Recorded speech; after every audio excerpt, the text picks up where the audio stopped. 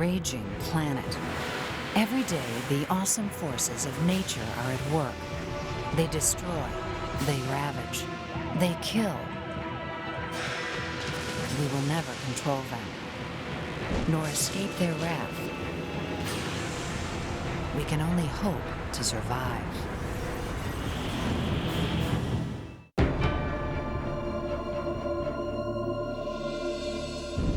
Anchorage, Alaska, 1964. The Earth shakes for an incredible 7.5 minutes, releasing the energy equivalent of 12,000 Hiroshima-sized atom bombs. China, 1976. Over 250,000 people die in the Tangshan province. Mexico City, 1985. More than 10,000 people are killed. Hundreds of thousands are left homeless. August 17, 1999. 15,000 are killed in Turkey. Thousands are buried for days. These are the terrifying outcomes of earthquakes. They have claimed more than 2 million lives in this century alone. No one knows for sure when they will strike, but when they do, they strike with the full fury of our raging planet, bringing death and destruction and amazing stories of survival. In 1989, Maureen Brunner had been living in San Francisco's historic Marina District for almost 8 years. It would take only 20 seconds to change her life forever. Normally I didn't get home until like 7 at night, but on this particular day, the World Series was happening. I was having people over for dinner. I said, well, I've got to be home by 5 o'clock, and that's why I was home early. At nearby Candlestick Park, the Oakland A's and the San Francisco Giants were about to start the third game of the World Series. I got home around 4:45 and started making dinner, and I was just about to get into the shower when it happened. At 5:04 p.m., as the country tuned into the game, the ground began to shake violently. The Loma Prieta earthquake of 1989 was massive, registering 7.2 on the Richter scale. 20 seconds was all it took to plunge the city of San Francisco into panic. The force of the initial shock just catapulted me down to the floor, where I reached up, pulled the door open, and I pulled myself up into the door frame. And then in the next few seconds, the door frame started to come off in my hands. And I realized at that point that I'd better get out of the building because the building was possibly going to come down. What was really terrifying that went along with that was the noise, and it was the ground rumbling in combination with all the objects flying. Getting out of her house before it collapsed took every ounce of strength Maureen Brunner could muster. I just started crawling on my hands and knees, and I went down a flight of stairs, and I crawled out of the building. Out on the streets, the dazed citizens of San Francisco were confronted with the magnitude of the quake. For many, the nightmare had only just begun. Go home! We've had serious problems, obviously. Go home and secure your residence. Shut off the gas, shut off electricity, store water, prepare for aftershocks, prepare for 3 days of no services. You got 90 minutes of light left. You better make use of your time. Standing here ain't doing nothing. The aftermath of an earthquake can be even more traumatic than the shaking itself. For Maureen Brunner, the experience was overwhelming. I was alone when I got on the street. I was really in shock. And I heard all the sirens, and I went out to the curb, and I sat on the curb, and it's strange the things that go through your mind at a time like that. I was thinking, gosh, I don't have my makeup. You know, that was like the first thing. What am I going to do without my makeup? I don't have any identification. Who am I? I started to smell gas. and I got very, very scared. Fires, ignited by broken gas lines and fueled by winds and debris, began to turn Brunner's neighborhood into a deadly inferno. When I crawled out of the building, I knew there was a lot of commotion to my right. And actually, the building on the corner had just crumbled into matchsticks, and 5 people died in that building. I sat on the curb and I cried. I remember I was crying, and I had nobody to talk to. The night ahead seemed endless. Fires raged out of control, and the ground was not through shaking. And then I started thinking, well, when's the first aftershock gonna hit? Hundreds of aftershocks can be felt after an earthquake. They can continue for months, some larger than the initial tremor.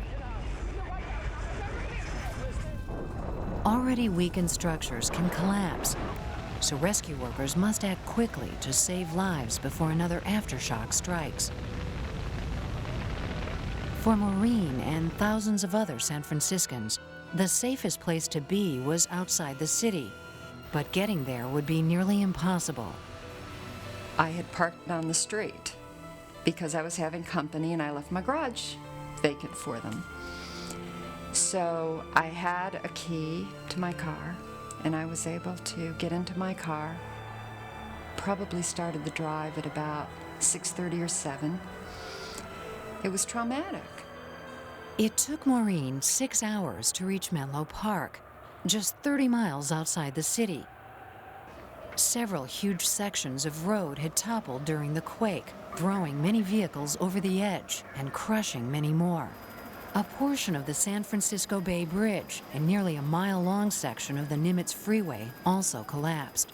If the earthquake had struck just 30 minutes later, these roads would have been jammed with rush-hour traffic, and the death toll could have been in the thousands.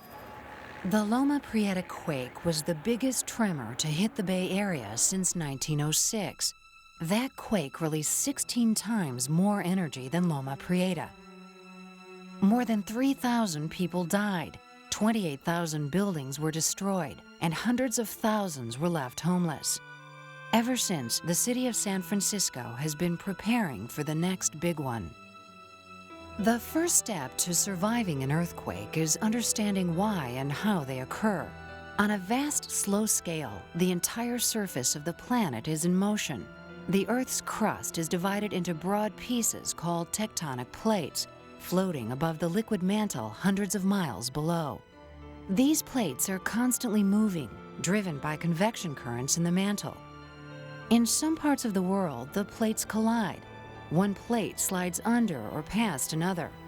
The immense forces push up the crust, forming mountains and volcanoes. 95% of all earthquakes happen along the boundaries between tectonic plates, also called faults. The force of an earthquake is measured by how much the ground shakes 60 miles from the quake's epicenter, the origin of the earthquake. This movement is measured by a seismograph and ranked by a logarithmic scale called the Richter scale, where each increase of 1 represents a 10-fold increase in movement. Although we know a great deal about why earthquakes occur and how they behave, predicting them is still unreliable. The best defense against an earthquake is preparation. This house was not bolted to the ground in 1989, but I can tell you it is now. And there are certain things in this house that were not bolted to the wall in 1989, but they are now. Methods have been developed to increase the chances for survival when an earthquake hits. For David Heinzman, that means reducing the risk of injury or death from flying objects. This is a typical angle iron, an L bracket.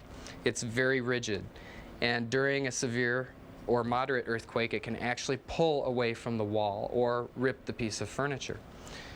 The state-of-the-art version is this flex bracket, and it's designed to do just that. That is, flex with the motion of an earthquake. Heinzman's Los Angeles company has devised a simple but powerful demonstration of the need to secure contents, shaking a room just as it would be in a moderate quake. Then they rebuild the rooms, securing all the contents. What you're seeing behind me is a demonstration of a 6.5 magnitude earthquake. The bookcase, the computer table, the table itself, the pictures, the file cabinet, and the cabinet doors have all been secured to mitigate loss or injury. This can apply to homes, hospitals, businesses, anyone who lives in an earthquake zone. Early warning systems are helping too. Shock waves from a tremor travel through rock at about 2 miles a second. Seismic detectors linked by a radio and computer can register the shock and flash a warning instantly. This could give a city 50 miles away at least 20 seconds warning that an earthquake is about to hit. This may not seem like much time, but it can save lives.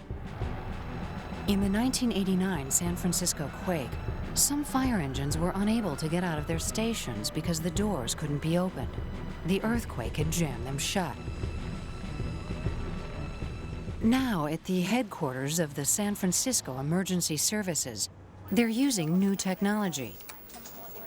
When an earthquake starts, a special seismograph picks up the first shock waves. Instantly, it sends out signals which sound an alarm and automatically opens the doors of all the fire stations before anyone even knows an earthquake is on its way.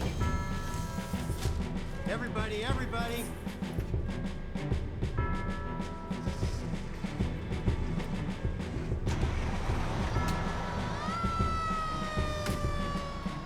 Each precious second saves lives, and with each earthquake, new lessons are learned.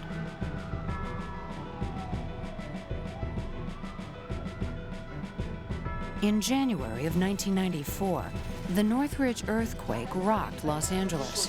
Hello, is anybody there? This is all the first floor underneath there. This is the second floor right here. Is he underneath us? Yeah. Is anybody in there? It was the most expensive quake in U.S. history, with over $30 billion in damages. Okay. Here, hold on. Just keep on going through it. Come on, Theo. No one's through, buddy. It's okay.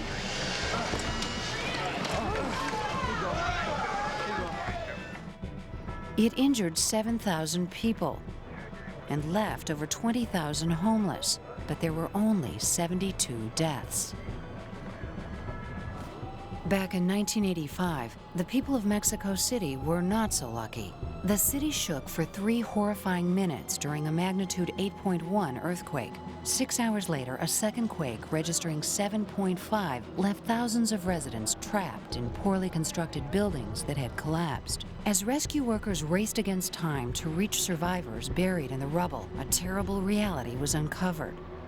During the quake, several of Mexico City's hospitals had collapsed, including the city's largest maternity ward. Somewhere beneath this mountain of broken glass and brick lay the hospital's nursery.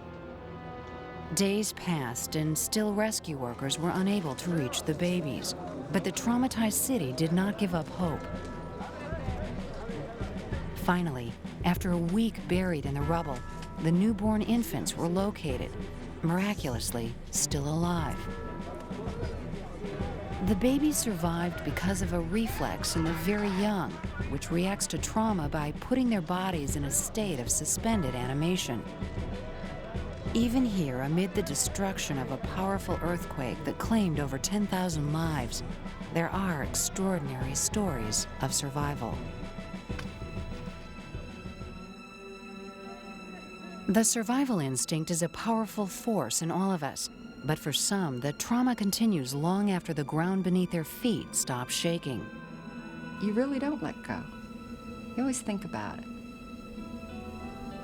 I'm always thinking when I'm on the freeway, for example, I will not stop my car under an underpass. When I go to the symphony in San Francisco, I worry while I'm sitting in the symphony. I think the earthquake of '89 was a real eye-opener for a lot of people who are native Californians. I don't think people should take it lightly, because it could mean your life.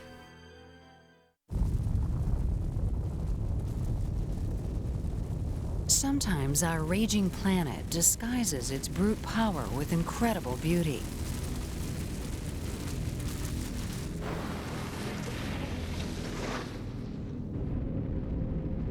Like a graceful cloud of snow cascading down a mountainside.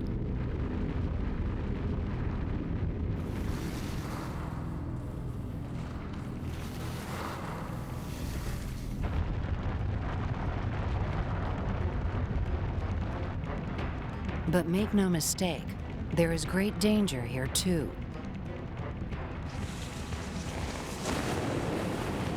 In just the blink of an unbelieving eye, you're engulfed in a deadly churning mess of snow and ice. There is nothing you can do to save yourself, but wait until it's all over. They have been called the White Death. Their power is relentless. And in the winter of 1999, they took the Alps by force. Caused by record snowfalls, avalanches threatened villages and ski resorts throughout Europe.